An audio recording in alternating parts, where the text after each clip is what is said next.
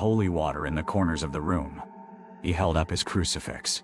And then something changed. Sarah's breathing got faster. Not possessed-style hyperventilation. Just faster. More anxious. Father Dominic noticed too because he started reading louder, moving through the prayers quicker. His hand was shaking slightly when he turned pages. That's when I heard the knocking. 3 knocks. Deliberate. On the wall directly behind me. My first instinct was adrenaline. Pure nervous system response. I stepped away from the wall. Father Dominic didn't pause. He kept reading, but I saw his jaw clench. The knocking came again. 3 times. On a different wall now. Sarah made a sound. Not quite a word. Not quite a cry. Something in her throat. Father Dominic told her to leave the room, to go to the kitchen, to pray if she could. She left. He kept reading. I should have left too. Should have gone to the kitchen. Instead, I stayed. I don't know why. Morbid curiosity, maybe. Or something else. Some part of me needed to see what would happen next. The knocking got faster. Still 3 beats, but coming in rapid succession now. 1 wall, then another. Then the ceiling. Father Dominic was reading so fast I could barely follow the words. His voice cracked twice. I'd never seen him rattled before. And then the footsteps started. Not in the attic. In the room with us. Right next to the dresser. I heard the floorboards creak under what sounded like weight, moving toward the bed. Slow and deliberate. Father Dominic stood up. He held the crucifix out in front of him like a shield and said something in Latin that wasn't in his prayer book. He was improvising. His voice had lost its calmness. It had an edge now. A kind of desperation. The footsteps kept moving. They passed right in front of me, and I felt the temperature drop. Not metaphorically. It was like stepping from a warm room into a freezer. My breath suddenly visible. My hands going numb. That's when Father Dominic made a mistake. He changed his approach. Instead of continuing the prayers, he demanded that whatever was there leave. He commanded it. His voice got louder, more aggressive.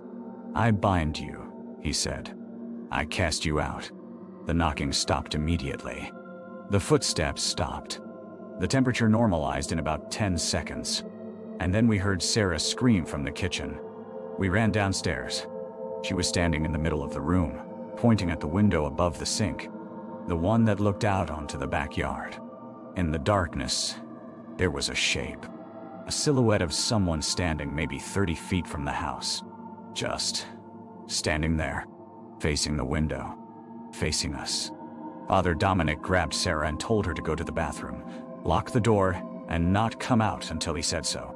He didn't sound calm anymore. He sounded scared. He went to the window and closed every blind in the house. Didn't look outside again. Then he sat at the kitchen table and opened his prayer book back up. But he wasn't reading anymore. He was just sitting there, breathing heavily, staring at the closed blinds. "We need to leave," I said. He nodded but didn't move. After a few minutes, maybe 5, Sarah came out of the bathroom. She asked if it was gone. Father Dominic didn't answer. He just stood up, packed his bag, and walked to the door. As we were leaving, I noticed something I'd missed when we arrived.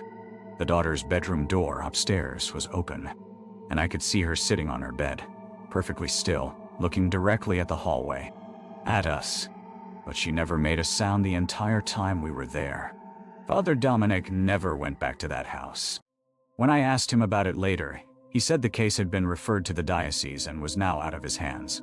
He wouldn't say anything else about it. He wouldn't even drive past the street. I left St. Michael's about a month later. Not because of what happened. Just timing. But sometimes I think about that daughter. About how she never came downstairs. How she was already upstairs, in her room, perfectly still. And I wonder if Father Dominic realized what he'd actually done that night. I think about that silhouette in the backyard. And I wonder if he'd made things worse instead of better. I never found out what happened to Sarah's family. I looked them up once, years later. The house was sold in 2010. The listing showed a basement I'd never seen. Concrete floor. No windows. I've never been back.